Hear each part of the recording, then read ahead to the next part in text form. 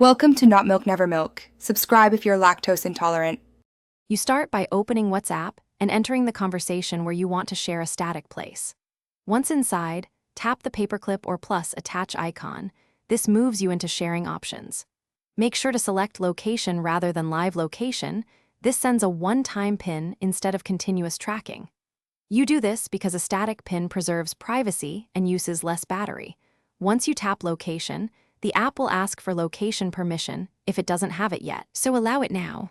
Once permissions are granted, you'll see options like send your current location and a map view to pick a place.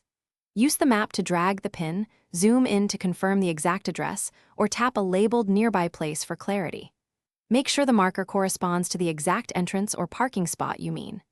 After positioning, add a quick message to describe the spot, for example, entrance on the north side, and then tap send to deliver a single, static location. Tap send and watch the message bubble show the static location PIN. Make sure the recipient acknowledges it. If the PIN is off by a block or more, stop and switch your phone's location mode to high accuracy, then reopen the map and retry placing the PIN. If the app still shows an incorrect spot, force close WhatsApp, check location permissions, or reboot the phone. These steps usually clear GPS caching problems. Finally, resend the corrected PIN and confirm it's readable.